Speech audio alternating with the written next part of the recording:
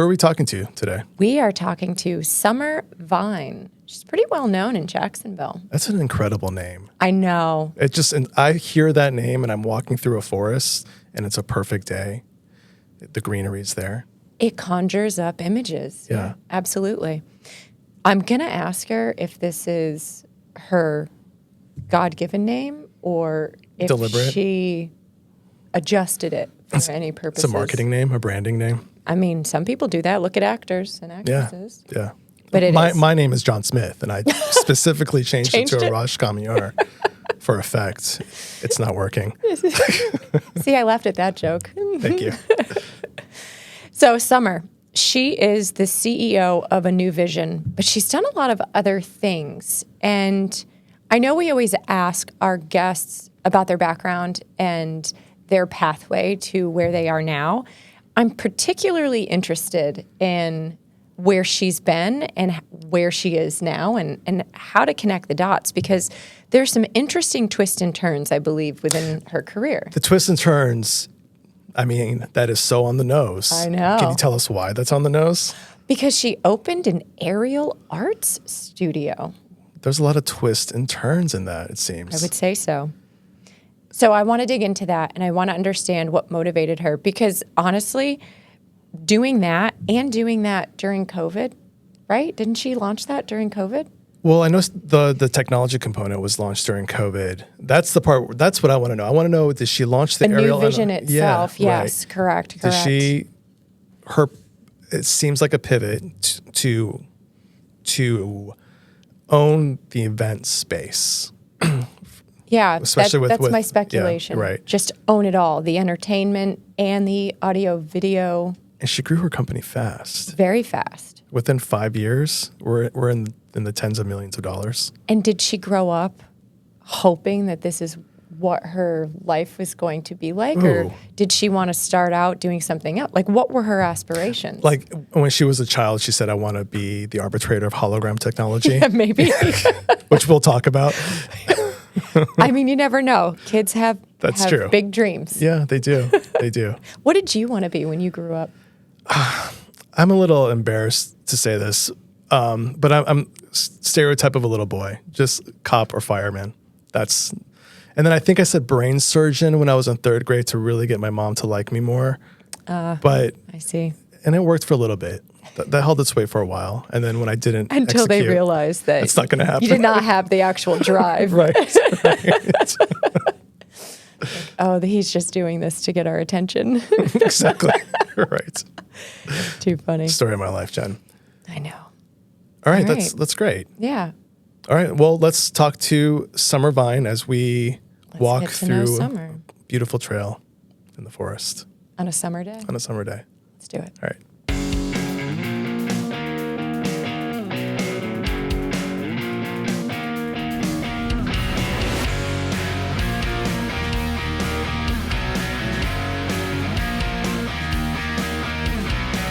Hi, Summer. Hi. How are you? Good. How are you doing? I'm good. Excited. I have makeup on. You have I'm makeup on, and your I hair got out is of not bed. in a Yeah, because we're recording. This is videotape. We're not beaming live, but yeah, we're ready. Yeah, I'm ready for this podcast. The last one was a little rough. What happened?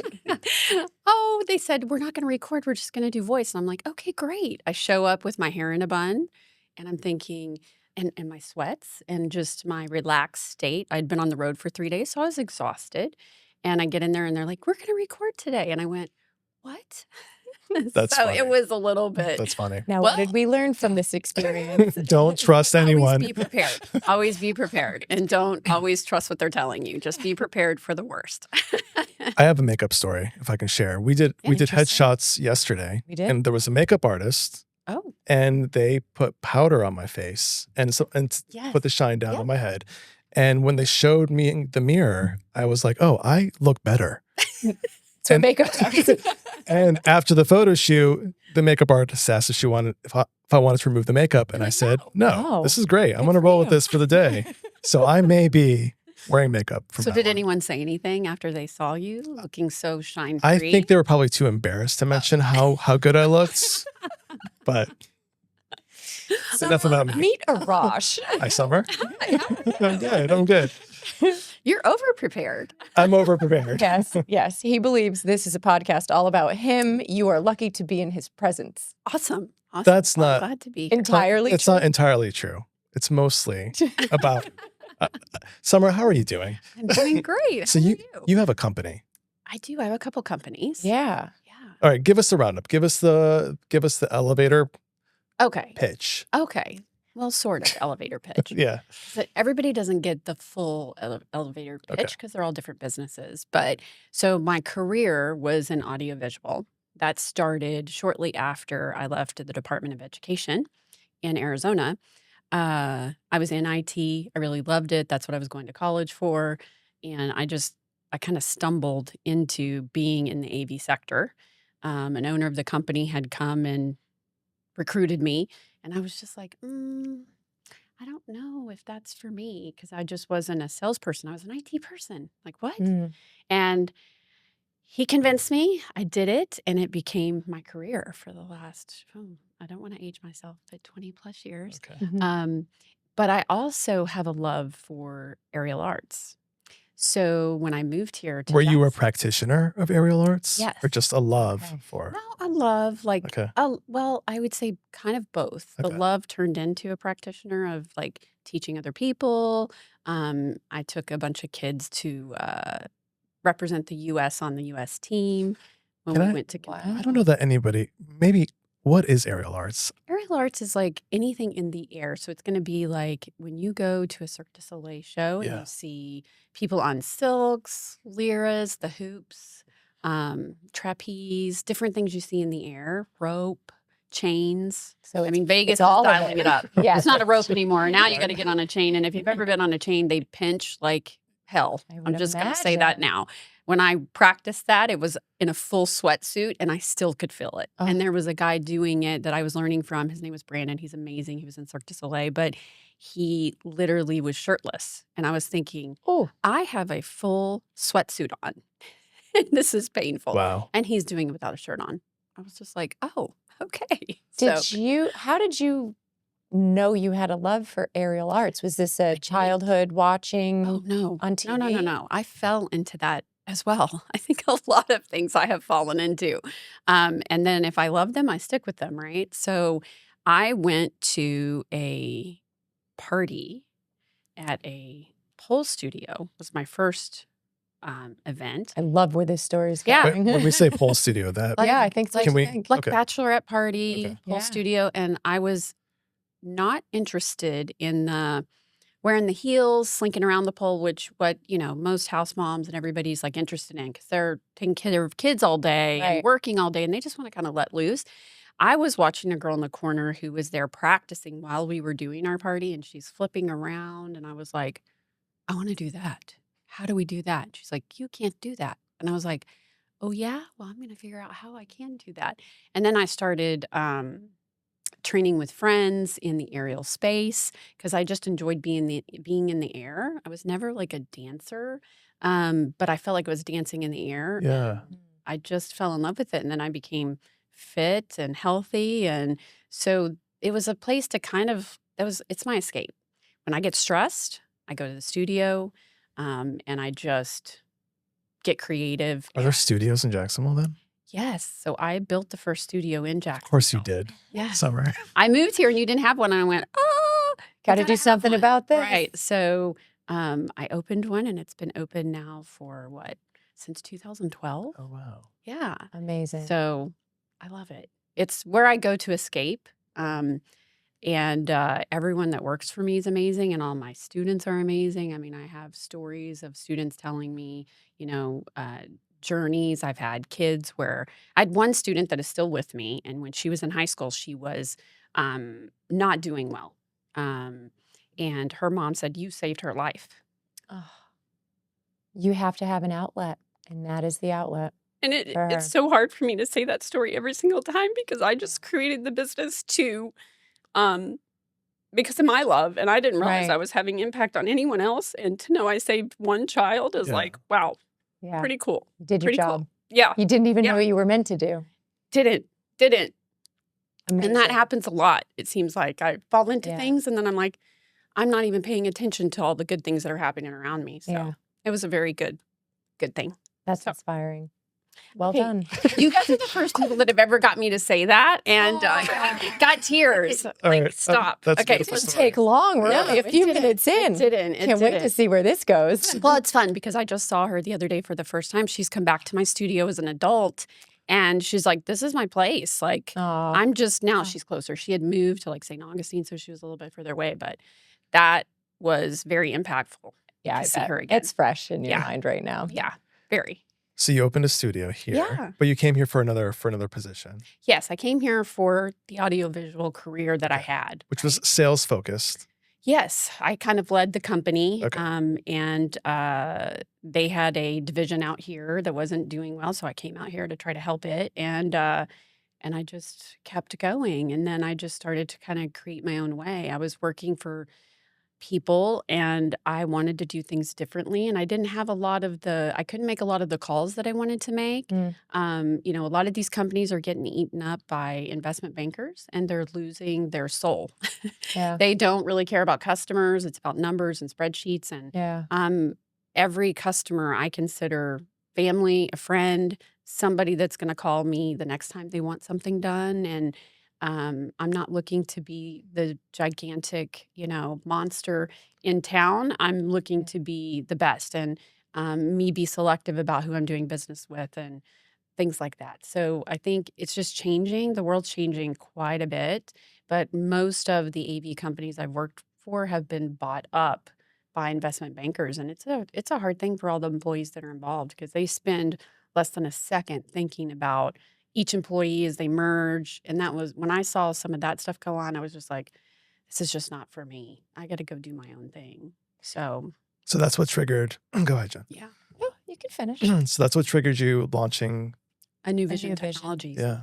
Okay. 5 years ago, because I was at a company called Whitlock. They were family owned, 60 years, and they literally kind of got eaten up by an investment banker. Well, they wanted to sell.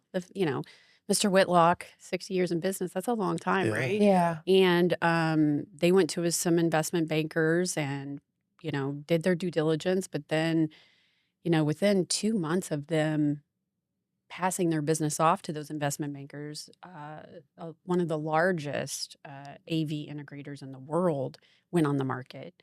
They bought them from another investment banker and wow. then slammed us together. And that's when it just went. Little painful. Yeah, it was Lots of very friction. painful. And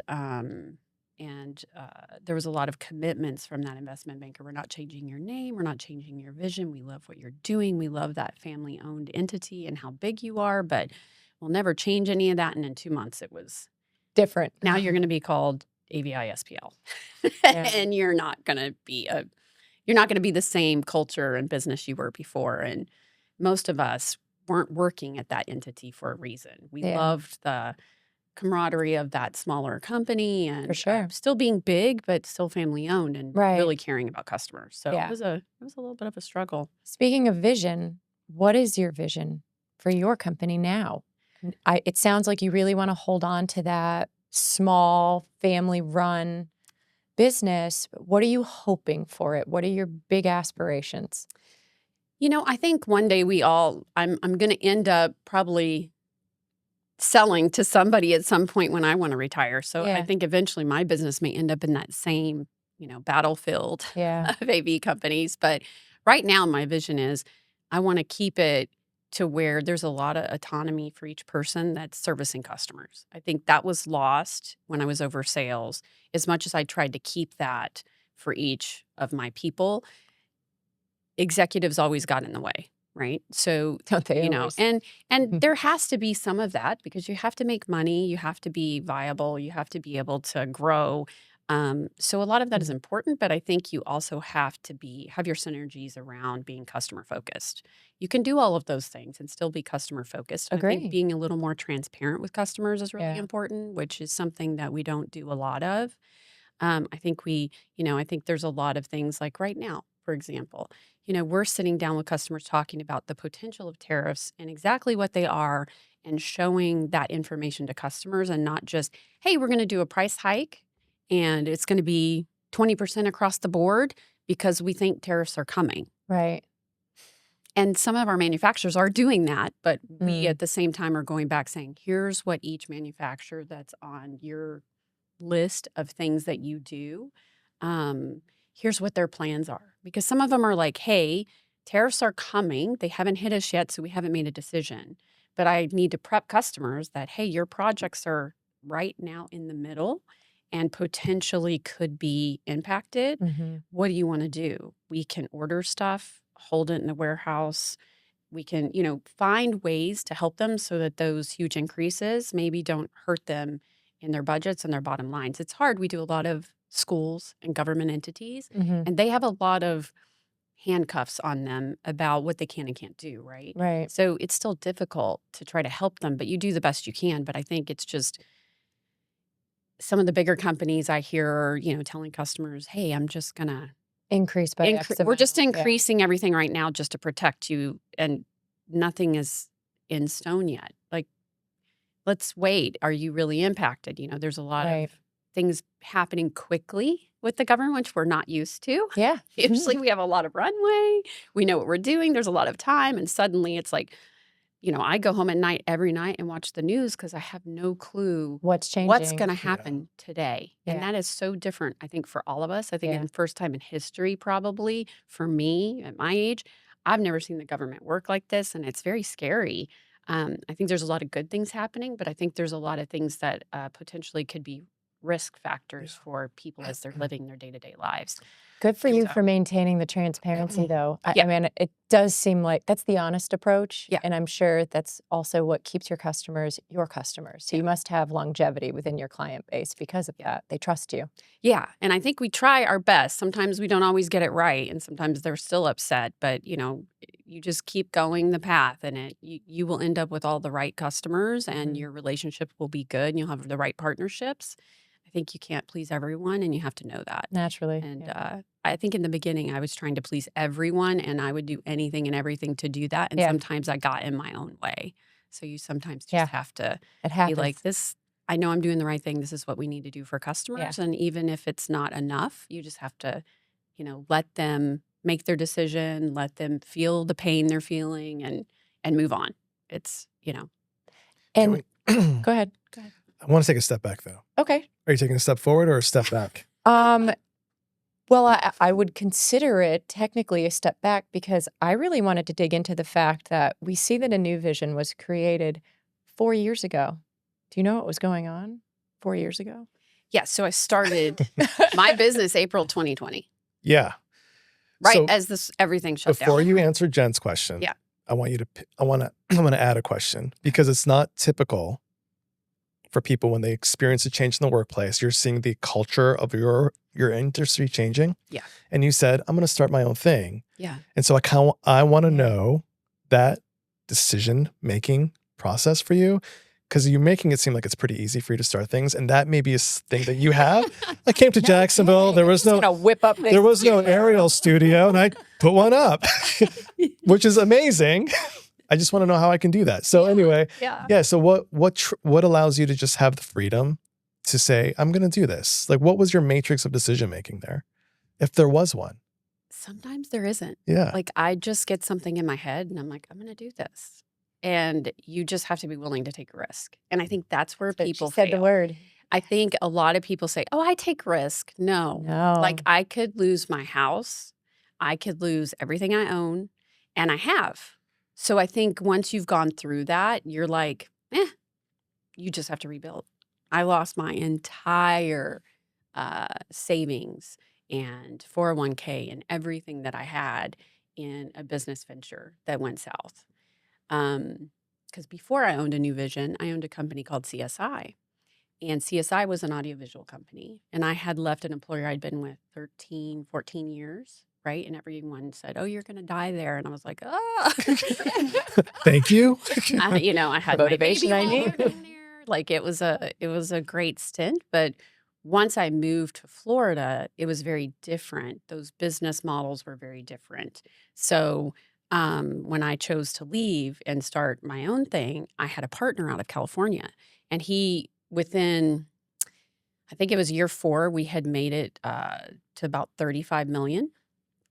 This is in CSI. CSI in Okay. Florida. And we didn't exist here. So I was able to do that in about 4 years. And he was siphoning money out. My partner was siphoning money out to supposedly investment bankers. And I was like, aren't they supposed to be putting money in? And I wasn't Those are called divestment bankers. Right. You look up some of the guys he was involved with, and they're now some in jail and some have been indicted by. Was he doing the this in good SEC. faith, or was he violating all He, the trust? yeah, I mean, to the point where our company lawyer called me and said, "Save everyone and be ready to leave at any time. I'm going to try to help you save the company. Send me every check you get from customers, and I will make sure employees are paid first and then bills, and nothing's siphoning out," because he was just siphoning it out of the account, and the lawyer noticed it. So he called me. That's good. He's the company's lawyer. He's not my Right. partner's lawyer. Right. So he did try to help. We both tried to save it. And eventually we weren't able to, but I was able to save every employee and get them somewhere.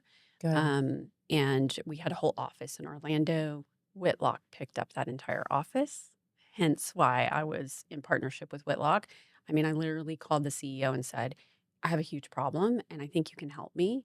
And by the way, you've been on this contract for 4 or 5 years and you've not got a thing because we own it.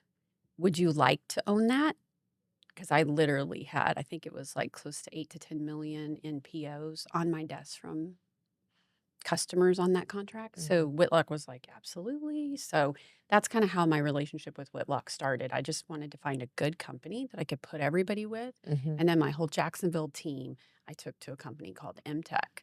And that was because one of my customers actually got involved and said, hey, you need to talk to this group. This is kind of what's happening. Because I was very transparent with my customers and said, do not send me any more POs. My partner's a criminal and I need to save all my employees, but I'm going to put you with other vendors that can help you.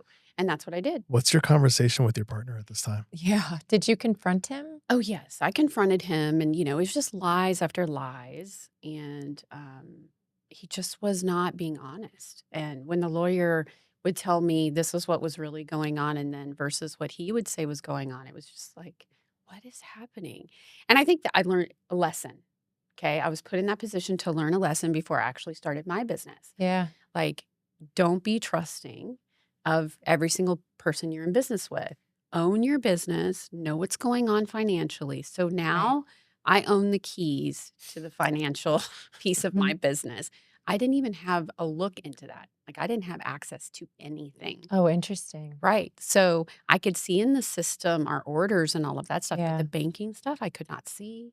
So that's where I was like, I'll never do that again. Yeah, right? obviously. So yeah. I think it was a great lesson, but I lost everything, right? Yeah. Because I had put a lot How in did you to pick be in yourself that business. back up? I mean, you must. Can have we felt like define you- everything lost as house, 401ks? I didn't lose my house, Okay. but I lost all my 401k and I'm already stressed. Yes. Right. Oh, exactly. I'm Yeah. starting to stress. and Yeah. that's years. And Yeah. so I literally am starting over. That's what I've been doing since that happened. Just dust yourself off. Yeah. You're like, let's Yeah. do this. And for me, it's like, okay, I don't have that. So I have to build something so Yeah. that hopefully one day when I do want to retire, I have a great business that I can give to someone else that's going to be grateful, do this, and pass that on to somebody who's going to really do something with it or just cash out. Yeah. It seems like Yeah. everybody's in this cash out mode. I still love my business, love my customers. So it's hard for me to say, yeah, I'm just going to cash out because I'm not in that mode.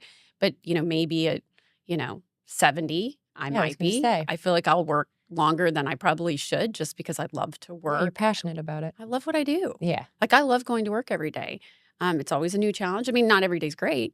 Don't get me wrong, but I do love going to work. So I feel like you gotta be willing to take the risk. And I think after I did that, I realized that risk taught me a lot.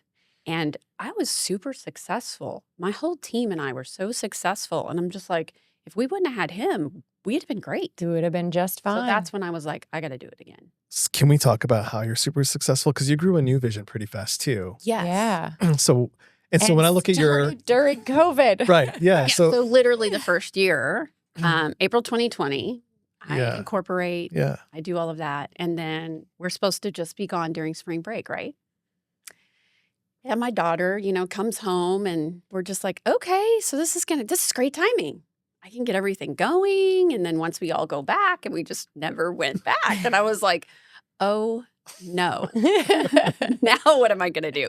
So I basically took roles at companies and consulted and helped and did things like that. And But how are you while I was building doing it, that though? Because it seems like when I look at your Remotely, your resume, Yeah. it's heavily sales focused. So I feel like you are good at that. I think I'm good. I'm not really good at sales. I say I'm good at relationships. Yeah. And kind of like going in and figuring out what the problems are for a client and bringing great solutions to the table. So like a real salesperson, like what a salespeople should Yeah. be. Yeah. I Like hate being called a salesperson because I sorry. think there's always that Yeah, there's negative like- connotation. right. Yeah, Like used car salesman. yeah, But that's- sort of copier yeah. car sell, copier. I mean it in the best possible way. Right. Yeah. Right. A true sales executive. Yeah. Yeah. But I'm really there. I'm like a customer liaison. That's really what I feel like I do more. And in this role, I really do that a lot because I'm also now training other people in my business to be good relationship builders and be good programmers for what's happening in their customer's business. Like you got to tell them what you do, but not in a way that's like, okay, I'm going to talk the whole time and here's what we do. And here, I'm going to talk over you. You don't want to do those kind of things. Like you just go in and just ask them like, what's your 5-year plan? Where are you wanting to go? What are the struggles you're having? And then insert where you could help them. Because Right. maybe everything that you do is not specific to them. Right. Right. And is not going to be something they want to do. So I feel like now I'm doing a lot of guiding, both with my existing customers and now with a lot of people that work for me. Mhm. So I'm just building a different kind of business. I definitely don't have a lot of people that have been in the industry a long time. I don't have people that even come from my industry. I kind of want them green. And the reason I want them green is because I want to mold them. Yeah. A lot of these people that work at other AV companies, they can be good, but they're also set in their ways. Mhm. And sometimes their ways are not where I'm going, right? I'm always looking at new technologies, new way to do things. How can I cross over into different businesses? Like, I'm always looking for ways to figure out how to keep us on the cusp of the new innovation that's I like disruptive innovation. And I think that's a great segue into the technology that you've been working with and partnering, is partner the right word, with Proto? Mhm. But you said, just to go back, you started, it sounded like consulting. So obviously everything is remote at this point, and Yes. you are just going through your Rolodex saying, how can I help? And doing part-time consulting positions while still trying to get AnuVision off the ground. Yes. Okay. Yeah. How much free time did you have? 0. You know what's funny though? Being at home and working and being able to run over and do a load, come back and work, and then, I've got to eat, go in the kitchen. Like, I actually worked more. I feel like when you're at home, you are working way more. And by 10 o'clock, I had done the shift Right. of doing whatever I need to do in the house and working that I ended up putting in 10 to 12-hour days. Yeah. Then you're like, I don't know if I like this work from home as much. Yeah. There's no But separation. it's convenient. Right. It's very convenient, so it's easy to do. But it gave me the ability to do more than I thought I could accomplish in the time that I was given.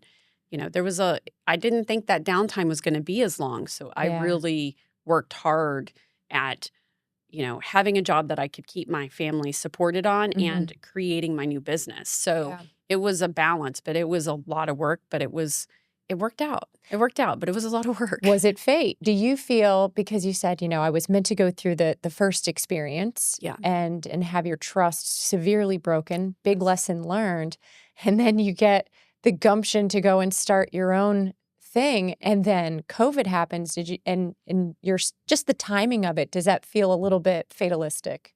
Yeah, kind of. It's kind of like I got a little bit of a runway before I had to take off, Yeah. right? So, yes, I feel like I've just been very lucky. I think a lot of people are like, oh, how did you do it? And it's like, I don't know. I just think sometimes I've been very lucky. I've been in the right place at the right time. I've made I'm very decisive about making decisions quickly. So I think with that helped me because a lot of people will sit around and hem and haw. Right. And by the time they make the decision, it's almost too late. Like Right. I'm usually, when I want to do something, I want to move quickly because the more quickly that I move, sometimes the more impact I can have.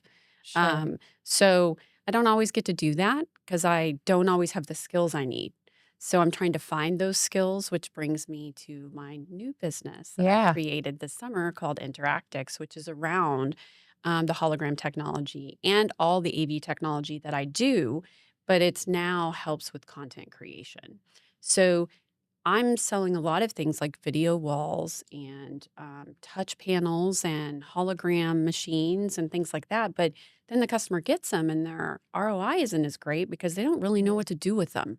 They love what we show them and they think they're going to be capable of Yeah. doing all those things. But then suddenly they're like, we don't know how to do what you did. How do we do that? Right. So now we have that content side where we can help them. And that's been a very different animal. So I do have a partner in that business. It will be my first partner after that horrendous experience. But I want to see the contracts they signed. but someone in the community, well known, trusted, and it's been a great partnership. And I feel like he has all the skills that I was missing to bring the two things together for Excellent. clients. Mhm. So it's like It's a good match. it's a great match. And Well, how does it help doing with content creation? So, for example, we did the hologram, like a hologram presentation with Moaz, the UNF president, and he did it for the Board of Regents. So all of the schools around Florida came in. So we really wanted to elevate what was happening at the meeting to show that North Florida is here Mhm. and we're putting our stamp on the world. And he did a great job of, we got several presidents of several companies, Fanatics, Blue Cross Blue Shield, Mayo, JEA, and we made them holograms. So we got those very busy CEOs to come in and do a film of talking to Moaz, but they were doing it as a hologram. Mhm. So I've seen Tupac on a stage Yes. after he passed away. Is that Yes. what we're talking about? Yeah, yeah, kind of. It's a little more real. Tupac was a little bit like Star Trek-y, Yeah, kind yeah. of. Yeah. Like our hologram box is actually, you look three-dimensional, you look like you're standing in the box, but Mhm. it's visually looks like you're right there instead of kind of that misty white, you know, not super Draining. colorful. Yeah. Yeah. Because that's getting better too. Like the hologram Yeah. stuff's going to get crazy real and we're all going to be like, wow, but it's just not there yet. But Proto has done a really good job of putting it there.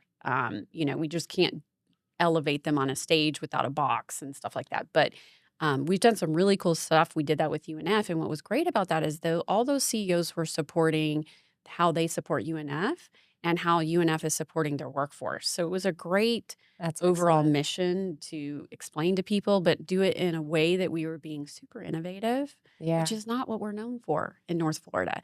Usually when I talk to companies about, advanced technology or innovative technology, I have to go to Miami.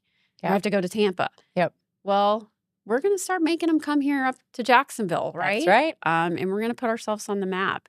I also did one of those hologram things with Matt Chang, who owns Change Robotics, who's Mhm. right here in Jacksonville and doing amazing things.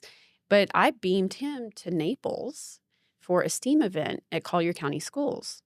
And we co-presented at the event for all the kids, but he was a hologram, but I was actually there. And it's live. And it was It's- And live. it's live. Yeah. That's so He just went That is into very our cool. studio and Yeah. filmed, and we were talking. He was talking to them. Several kids came up and got to ask questions. And so it was like he was there, but Can he he wasn't. see too? Yeah. Can he- There's a camera on the front of the box. He can see him. Yeah. He can All hear right. him. It's like he's in the room, Yeah. but he was actually here in Jacksonville. What was the decision-making process?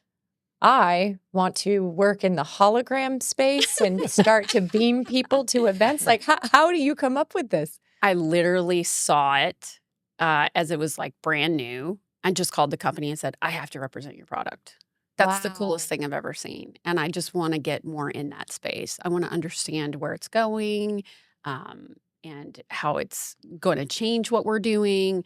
I wasn't totally sold when I saw it, but then when I bought one and started using it and figuring out how customers could use it, I was like, this is actually very cool. You started to what this could problem do. solve. Yeah. And it was just like, I'm just interested in it. Like I'm opening a new innovation center that's just built near here, right outside of town center on St. John's Bluff. And we're going to have what does that mean?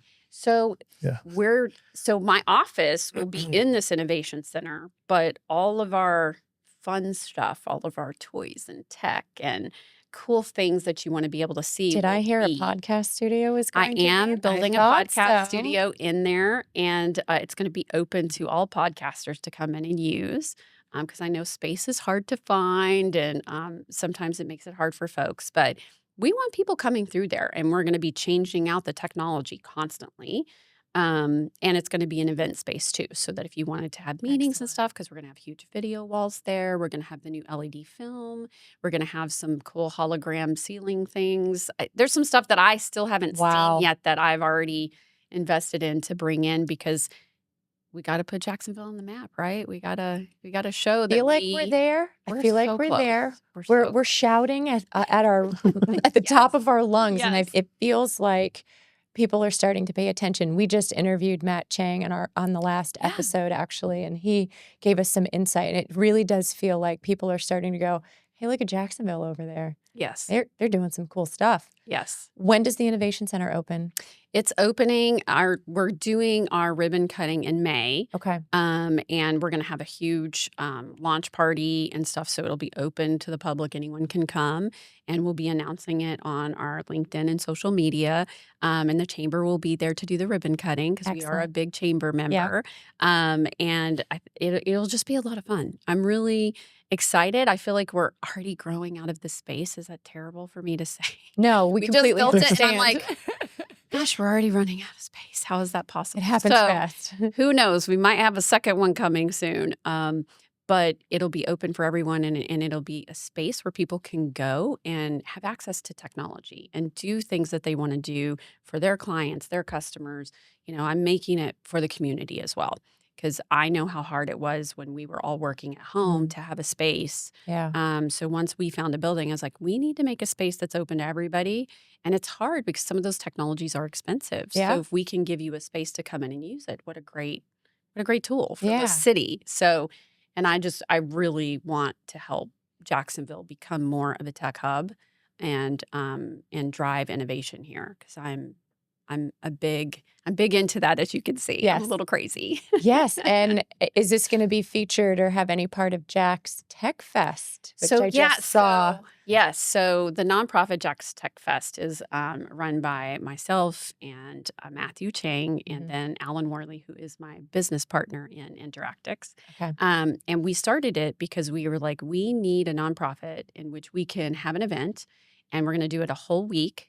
And that week is just going to be come to Jacksonville, launch products. We're going to have a big show on that Wednesday of the week that we're about to launch and talk about. But it's going to be called Disrupt IT, which means disrupt innovative technology. Okay. Right? So a lot of people are going to think IT, yeah, information technology. Nope, innovative technology. So we're going to bring companies here who've done some really innovative things where you may not have seen them. We have some of those in our community that people don't even know about. Yeah, I know. Right? And we're learning all the time. Yeah. About, these great businesses coming to Jacksonville, and we don't even know what they do. Yeah. But once you learn what they do, you're like, we need to tell the world. This is incredible. Right. So we've got a few of those, but we're going to be bringing a lot of people from outside of Jacksonville as well. Excellent. So to launch products and really show innovation. And he'll be doing his big fund there, where everybody's trying to get a piece of that fund so they can grow their business and do something really cool. And to be able to do it with Matt will be super fun, right? I love talking to him. I can't imagine how your podcast went, because I could sit at lunch with him for 3 hours and never get bored. Like, we realized that we were about an hour and 10 minutes in. We were like, oh, maybe not everybody wants to listen to a podcast for an hour and 10 minutes. Right. Until Arash told me, no, people do 3 and 4 hour podcasts. Yeah, so this is apparently a normal thing. So you're going to be here till 4 o'clock. Oh my God. So here's your calendar. You should have called Matt. Oh, we had a lot more blast. Cool stuff. Yeah, he just has a lot of.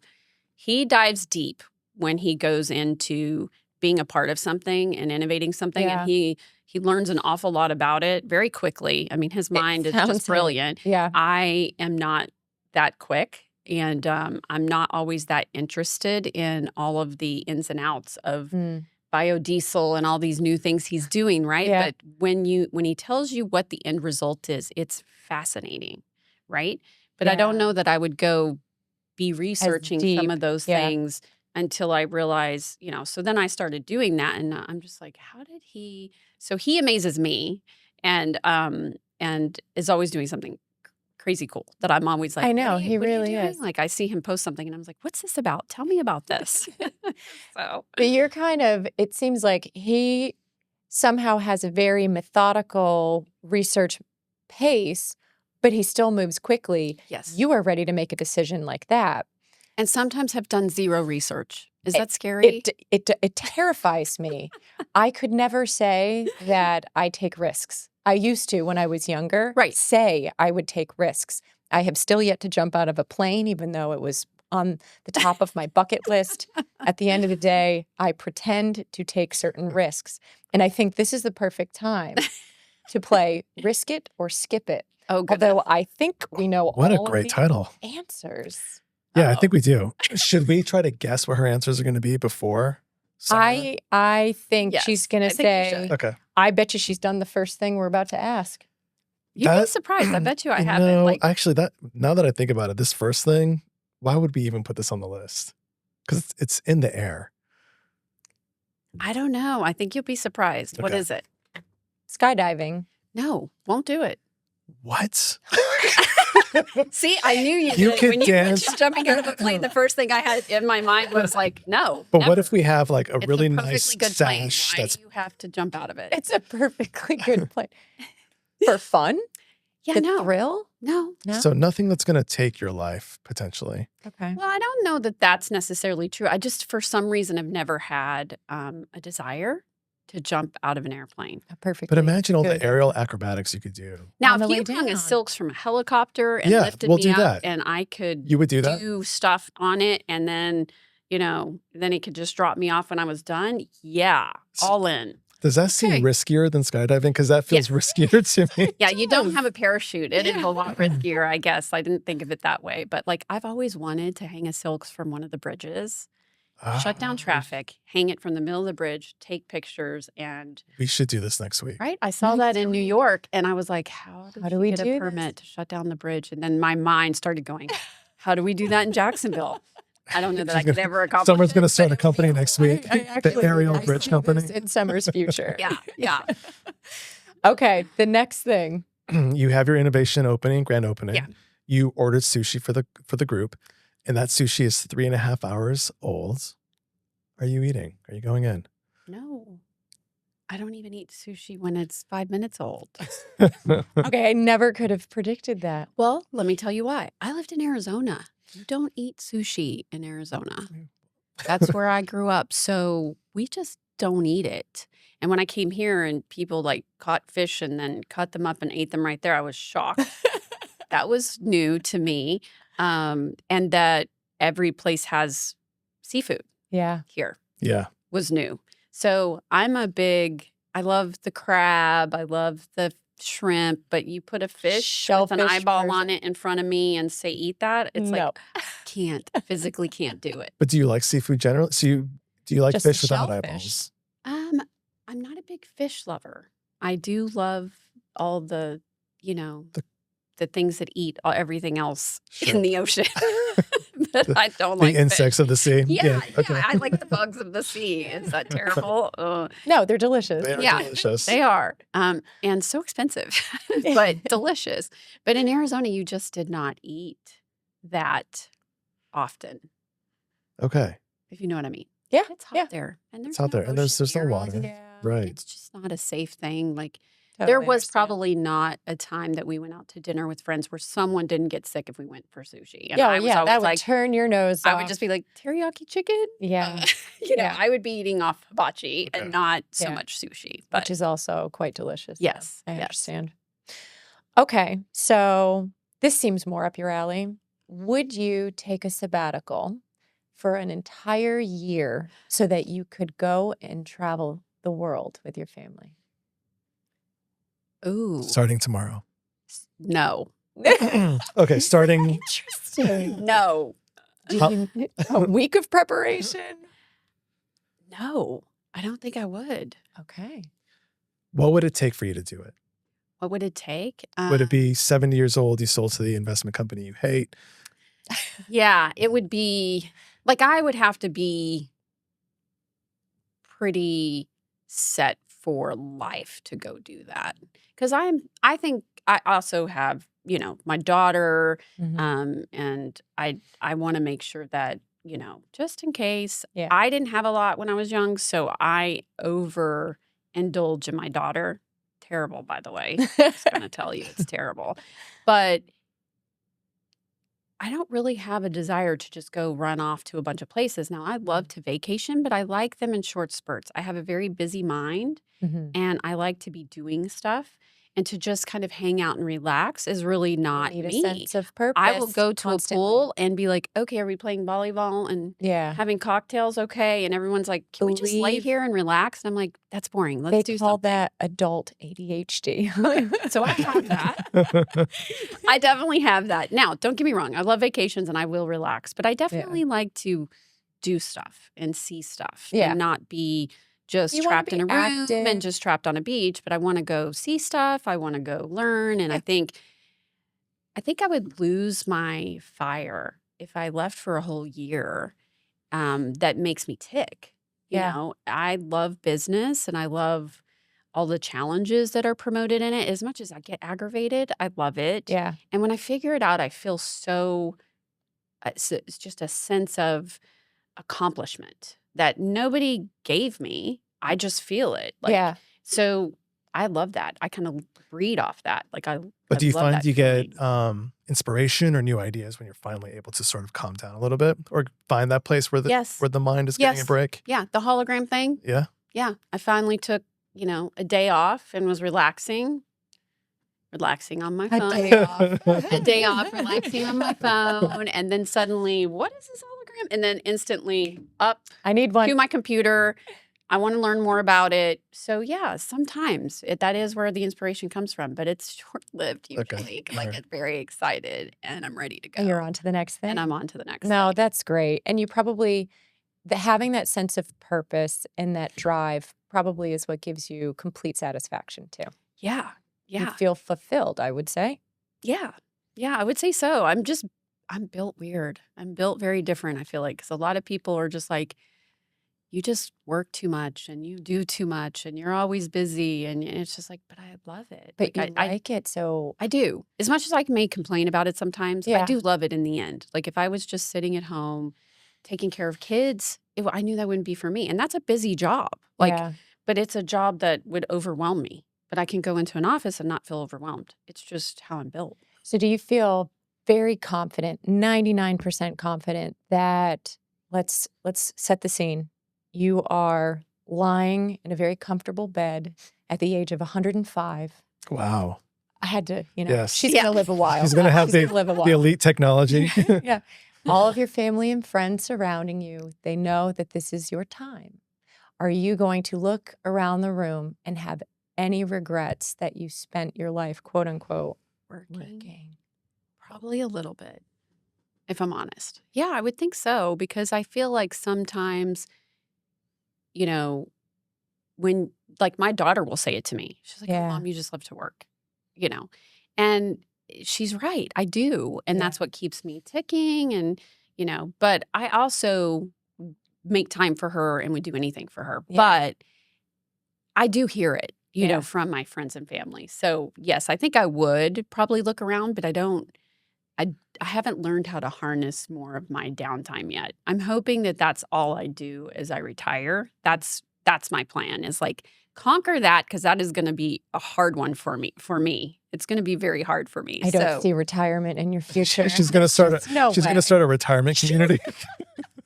And we can play Right. and there will be all of the aerial arts. Yeah. I kind of want to see a bunch of 80 and 90-year-olds swinging. It'll be from the high-tech trees. bingo going on. Just I mean, I would probably reserve a spot there right now if this thing That's what I'm existed. Could you saying. imagine that life? Retirement is such a sham, though. I was reading an article on LinkedIn about how this is one of the biggest lies that you're told. Right. You work, you work, you work. And I feel sorry for the people who don't enjoy their jobs because the journey is what I think is so important, because by the time you retire, people step out of the workforce, the thing that has given them a sense of purpose, and then they go, They lose it. oh, what do I do? So you have to redefine And a lot of them get yourself. depressed. You're Very reading much a lot so. of those new studies where, our elderly are very depressed and feel like they're not part of society and all of that. And that's why you see some of them, some of them are going back to work because they've lost a lot of their retirements, but some of them are just going back to work for purpose. I mean, if you look at the PGA, I was talking to someone at the PGA and they were telling me how many volunteers they have, and most of them are older and they come back every year.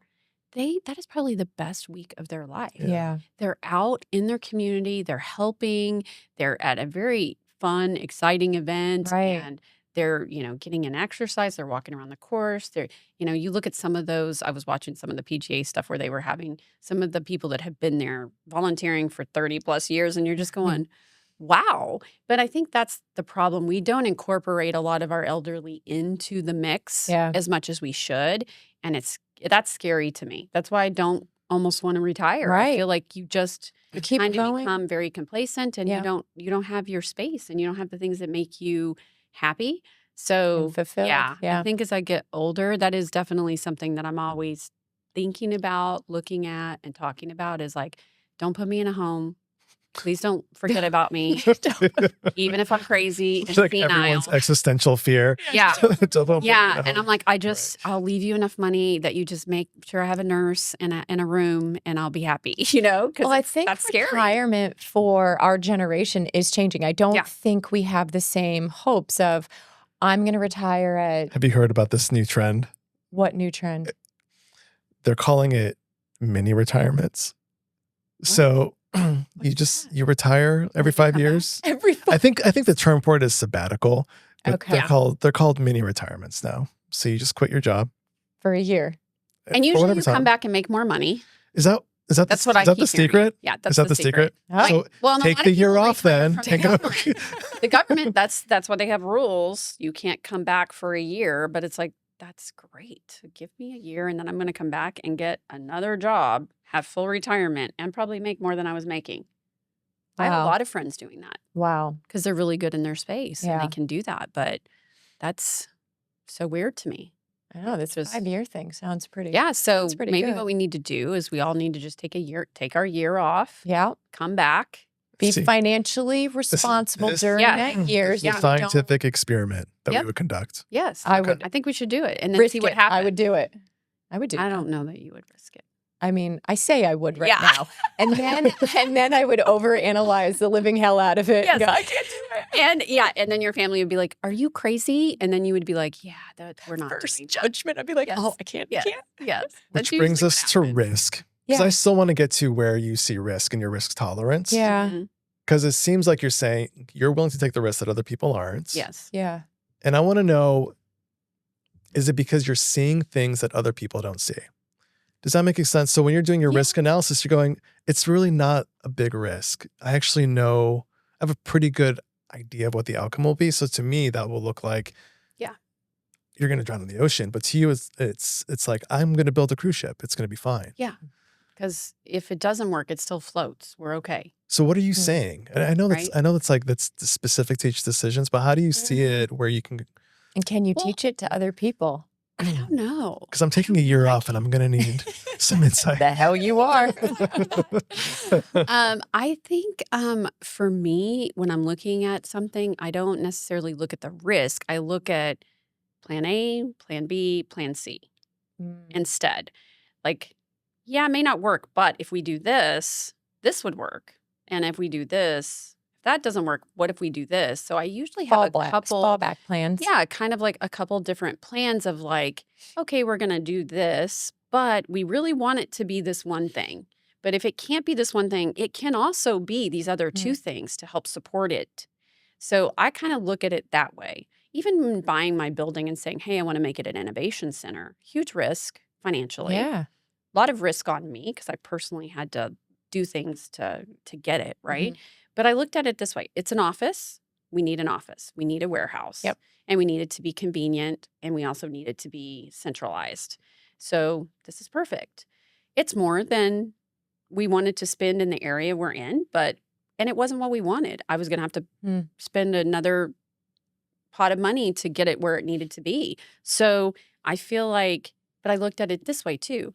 Wow, if we could have a great space for people, it's our office, but it's an interactive office. Right. How cool we can open it to the public. And that's going to drive people to know who we are, what our mission is, and people will be talking about us. And it's going to give us space for people who don't have a space, and we're going to be giving back. Yeah. Right? So plan A, it's an office. We have a warehouse. Yay. Plan B, innovation center, what we can do for our city and everyone else. And then the next one is, hey, it's a great piece of real estate. I could sell it. Yeah. Worst comes to worst, right? So I had multiple plans of like, there's a lot of risk at doing this, especially at the time we were doing it, where real estate's just kind of crazy and nobody's really working in the office, right? Everyone's working from home. Nobody's wanting to buy real estate space. And now that's all changed. All changing. So, it was a good move at the time, but it was scary because that's not what everybody was saying to do. But it was like, well, worst case. Did you know in your gut that things were going to go back to how they were? I felt like they were. I think everybody feels like they were. It's just you got to have, you got to downplay the economy as much as possible, Yeah. right? We can't always be talking about how great it is. So I feel like a lot of the media focuses on the worst things. We never talk about how great things are in the media. So I just was like, it's got to, people can't survive being, living behind a computer screen. And you just can't, everything can't be terrible and everybody survive for that long of a period. People are going to want the change. So we're going to force the change. But I feel like at the time human nature. It was a risk money-wise. It was a risk personally, but I was like, it's worth it. And I've got a couple plans. The worst thing is I have to sell it. But as long as I sell it for what I bought it for and I'm improving it, even if I take a little hit, it was worth the risk to find out.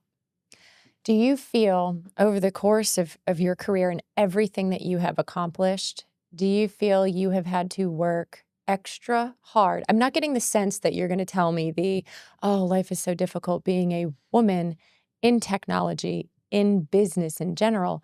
I can tell you all about that, Jen. So it all starts, no, I'm kidding. Please mansplain to us, Arash. I do feel like a lot of people use being a woman, being a minority, because I'm Native American, and I feel like people use those tools to try to get what they want. And sometimes the tools are there and I'm going to use them, right? Yeah. I am a woman. I am a minority. Right. So if you're going to give me certifications that help me have access to business, I'm going to take it. Yes. But I'm definitely not the person that is, oh, woe is me, I'm a female minority and, you should just give us the business or we're struggling or whatever. And when I was in my career, I never really had a sense of I was not able to achieve things because I was a woman. I knew I was in a segment that has a lot of men. There were not a lot of women in my segment. And if they were working in an office as a purchasing person, an admin assistant, but they weren't really out doing any of the technology stuff and they weren't usually out selling. Most everybody that I was around was male. Yeah. And most of our manufacturer reps were male. Well, that's totally changed. Our businesses now, I feel like it's maybe not 50-50, but there's definitely more women in my industry now. And, they do a lot of those groups to where, women in AV and all these things. And I've never really kind of jumped on the bandwagon of that because I feel like everybody's equal and it's just your skills and what you need to do. And I've had a lot of negative things happen to me from a perspective of men. I've been at trade shows where they've hit on me and backed me into a corner and, kind of used our relationship to get something else. Yeah. And it's like, I just kind of roll it off my back and just ignored it. It's not worth making a big scene about because I it agree. can happen anywhere, and it's not Right. just because this was a male-dominated industry. It's Right. just people are bad, people are good. Like That's I just exactly it. don't I You're don't not know going to play a why. victim. Yeah, That's I what it just don't is. know why we do that. And, every time anything negative would happen, I mean, I had one customer that literally called me the sleazy salesperson every time I talked to him. Wow. And I just was like, and I would just laugh it off. Why? Because he was spending several million with me, but he wanted to berate me and he wanted to make me feel Mm. less than. Yep. And I just didn't let him. And because I didn't let him, I think he respected me more. And that's why he gave me so much business. Yeah. I just let him do what he was going to do. He probably knew he was doing the wrong thing too. Absolutely. Yeah. But you just kind of go, okay. Whatever. Like, I know. I've always had just this don't let it bother me. like philosophical crisis about it because sometimes I'm like, oh, am I doing the wrong thing? Am I supposed to make a stink about all of the sexual harassment that I've encountered over the years? It's like, why would I let it take me down? Why would I let it bother me? Why would I spend a moment thinking about it beyond I feel sorry for that person. Right. If that's the highlight of your day, go for it, buddy. I'm ignoring you. Right. Or I'll use you to get Yeah, something that I yes. need done. Yes. That's Like, who exactly. cares?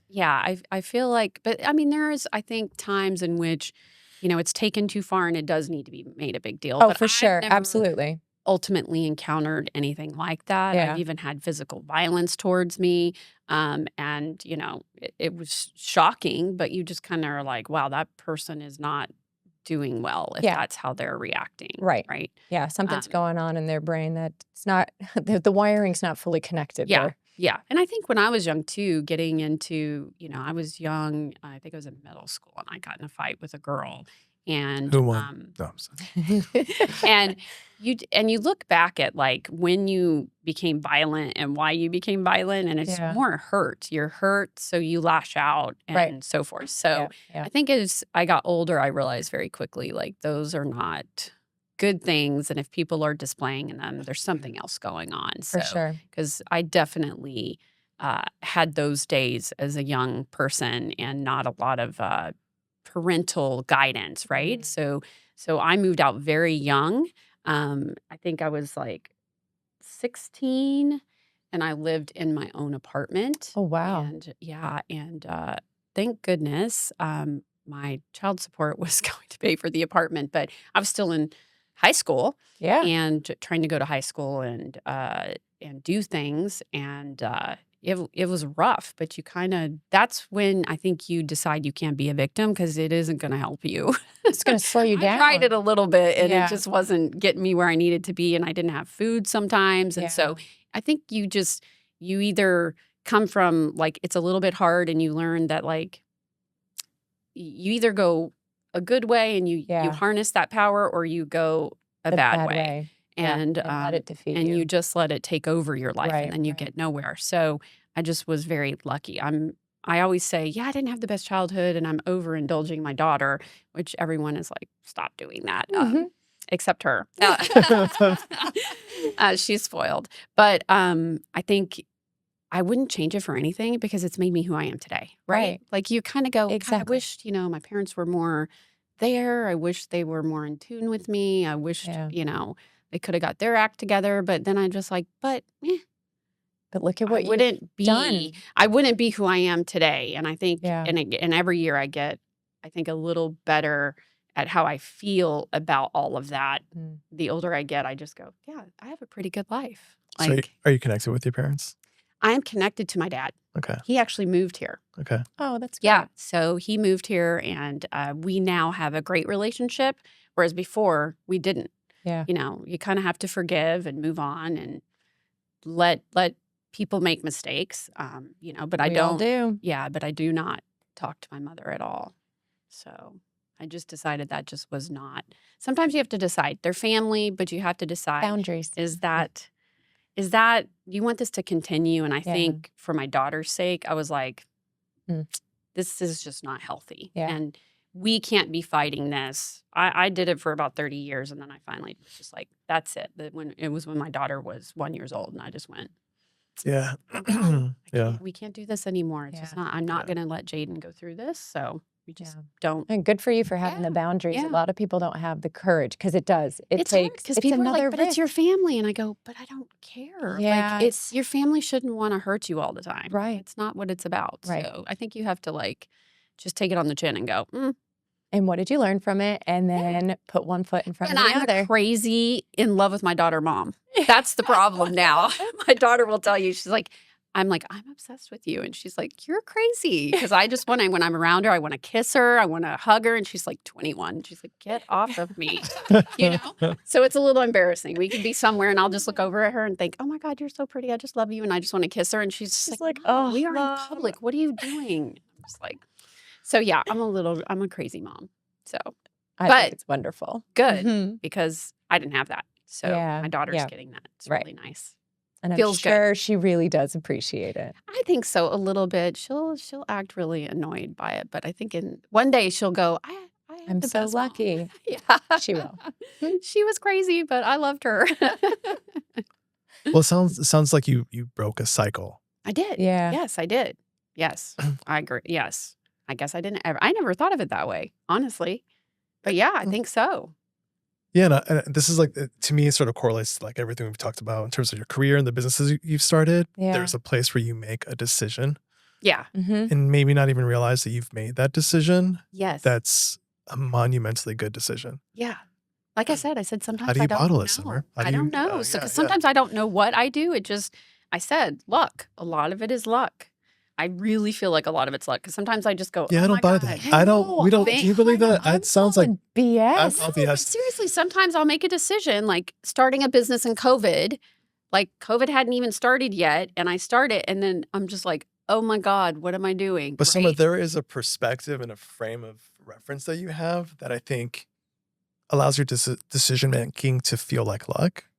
That It really I feels don't like know. Fine. I don't really It's luck. sit and go, let me contemplate this. Well, that that's is it. not. But do you reflect? Do you reflect and think about the positive impacts that you have had? I mean, the way we opened and starting to talk about the woman that you've reconnected with, you had no idea the impact that you had in her life. No. So when you're building this innovation center, are you realizing the impact that you are going to have on the community? No. The positive impact on people's lives that's going to have? No, I hope that, but sometimes I never know. Yeah. And then sometimes I learn so late, it's like, oh, but I could have done so much more. That's what I think in my mind. And then people are like, you're crazy. And I'm just like, well, I mean, if we would have done this, what if? Yeah. And, blah, blah. And then they're just like, oh my God, can you just be happy with one thing? No. But I like a lot of things, so it's hard. And I just really like to diversify a lot of things. I like to be in a lot of different areas. And most people want to be very centralized and focused. And I don't know why that is. I'm happier when I've got like multiple things happening. I think that's the ADHD. Maybe. And sometimes one's really good and one is not. So the others make you go, okay, we can figure this out. balances They're it almost out, like stepping stones for each other. Yeah. And I think that's where people miss the boat. But then I think if I was more focused in just one area, would it be better? You'd be so bored and you wouldn't feel fulfilled. Yeah. And I think that's where my career was first, right? Yeah. The first 13 years at my first, career AV job Yeah. was I got to the top and then was like, well, unless the owner leaves, I have nowhere to go. Yeah. Once you kind of get into that mindset and once you step out of it and you start being successful in other ways, you're like, okay, like I was actually stuck. And the door opened and here I am. So some luck, like I'm telling you. Remember we had the conversation of fate or deliberate actions. Yeah. And what did I tell you? Fate. I picked fate. Yep. And I knew you would say that. Fate. Do I win? No. So there's no skill. I can't write a book. I can't bottle it. Well, I can't tell you how to do it. book. I'm just going to say fate and luck have been very good to me. And I do make quick decisions and She's very And admirable. I try to be very decisive about those decisions and stand behind them. Like once I make them, if I mess up, I just have to go, that was a terrible decision. Or, okay, that was a good decision. And wow, that was perfect timing. Or what luck we had when doing that. So Do you justify your decisions that you make, or do you just make them? sometimes I just make them. Okay. Sometimes people want me to discuss it and sell it. Yeah. And I'm just like, I'm the boss now. I don't have to do that, right? I don't But have to still tell do. you anything. No, but I still do because I love that they question me. I still have people that work for me that will say, well, why are we doing that? My thought is, and I listen and then I go, that's a good point. But what if? And then they're like, it's your money. That's usually how they go. I don't always convince them, but they're, but they at least will give me their 2 cents. And I think that's really important, having people around you that aren't afraid to talk to you about things. And I think that goes like with my new business partner, right? Terrible first experience. This one's been great. And what's great about us is we can call each other and talk about things that would be a very difficult conversation if we were just doing business together, right? But we're partners, so we're trying to make each other's businesses good. Yeah. And that is so refreshing, like, because I just did not have that before. Yeah. So, So you welcome the challenge, yeah, but you might stand by it. I might stand by it. You might change my mind. Now, a couple of my people have changed my mind. Like on the building, we've had a couple things come up, and they've convinced me not to do something that I really was adamant about doing. Do you regret it? No, because they're right. And it's not something we can't come back to, because we're deciding on the technology in the building. And some of it is like, no, I want to create a space. Like this isn't just throwing stuff up on a wall. We need to create a space. So there's been some things that are like, that's a really expensive thing and you don't get much out of it. Yeah. Right. And I'm just like, but it's an experience. But then I'm like, you're right. Let's see how it looks without it. But if we have to go back we're going to spend a little more money. So everybody realizes that. But if it makes the space what it needs to be, then we need to do that. So but I think it's great to have people around you that can challenge you. Yep. And tell you you're being stupid. And Arash does that to me all the time. At least once a day. He's like, Jen, that's a dumb idea. I'm going to disagree. That's my job. It's my job. Yeah. So I think that's good. You got to have someone that challenges you. Yeah. Or it's just not exciting. It's not fun if you just get to walk through life, make all the decisions, and no one questions you. Correct. And then 20 years later, you find out you're an asshole. Yeah. I think I would like that life. Please don't question me. Let me just make my decisions. They can be as wrong as they need to be. You love it when I tell you you've done something wrong. That's true. Sometimes it's useful, I suppose. So the Innovation Center, that's the next big thing. Is there anything else on your plate? Any other ideas? The Innovation Center and that Jax Tech Fest that we're creating, we're going to be launching some big news in the next couple of weeks. That's so be exciting. watching for it. It'll be really exciting. Well, we can't wait for our personalized invitation to the opening of the Innovation Center. Absolutely. And hopefully there'll be sushi there. I'm hoping. Just for you. I'm going to bring you 3-hour-old Perfect. sushi. 3.5 hour. Yeah, Really was the 3.5-hour-old sushi, And- maybe 4. I might step it up a notch. I will see how take the you do. risk. Okay, I will take the perfect. risk. It's not going to let ahi tuna go to waste. Well, Summer, thank you for spending the time with us. We know you're exceptionally busy, so No really problem. appreciate you carving out the time Thanks in for your having day. me. It's I just really so enjoyed much it. fun. Yeah, it was really fun. I'm And very upset, inspirational. though, that in the first couple minutes, you guys had me emotional, and you were the one that was supposed to cry, not me. Yeah. Jen, you want to ask me a probing, vulnerable question and see if I can cry? No, please. You don't. know I'm capable. I know. I'm not prepared to cry. I don't want my makeup to run. He hasn't had enough coffee. And I don't want the Now I have to mascara. go back to the studio and tell my student, like, I was talking about you today and I got teary-eyed. And she's like, yeah, whatever. And then I'm going to be like, here's the podcast for everyone to see. It's great. Thank you, Summer. Thank you for Appreciate having it. me. Well, I know you fell in love, Jen. Oh, absolutely. Head over heels. But it's funny, before you actually meet somebody, you get your hopes up. And then you actually meet the person and you're like, oh, not exactly what I This expected. is what Tinder is, apparently. Right? I wouldn't know. But I got to say, Summer blew my mind. When you first mentioned Summer to me, you were very excited to have her on the podcast. Yeah. You invited her without talking to me about it first. I did. And I guess that was a good decision. Did I win again? Yes. I mean, that's constant with you. Constant winning. Keep saying that. It's Nonstop. great. What was the most shocking or fascinating thing to you?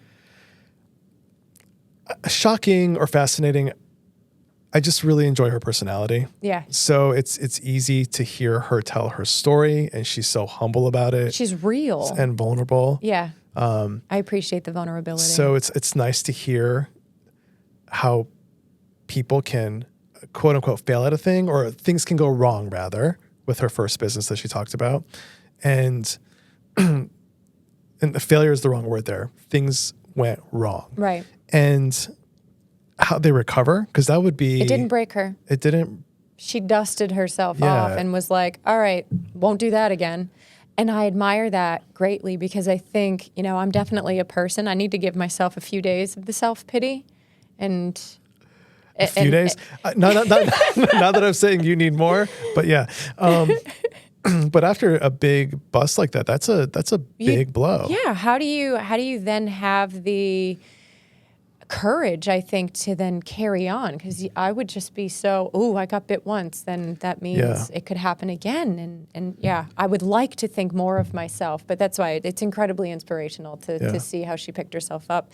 And I love the sense of community she has as well. I knew she was so heavily involved in the community, and everything that she was doing had its purpose, and she's trying to tie things together.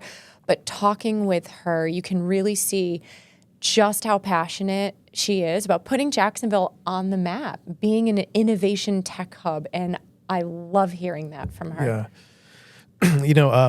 The other thing that keeps standing out to me, and I've mentioned to you, there's another podcast, which will remain nameless, where they talk to big, movers and shakers. And the question that this person asks these individuals is, do you attribute your success to hard work or luck? And hers is clearly over and over. It's luck. Yeah. It's luck. And you could clearly see she works her tail off. Yeah. Yeah. It's interesting. I don't think she wants to give herself the credit. Is that what it is? I think so. She's a very humble person. Yeah. Well, I'm inspired. I am energized. I know you were complaining you needed coffee, but I couldn't tell you were tired. I definitely, as soon as we leave here, I'm stopping someplace to getting an extra large iced coffee. Cold brew, the more caffeine, the better. Well, we won't keep you from it. All right, thank you. No. No? See you later. Okay, bye. Bye.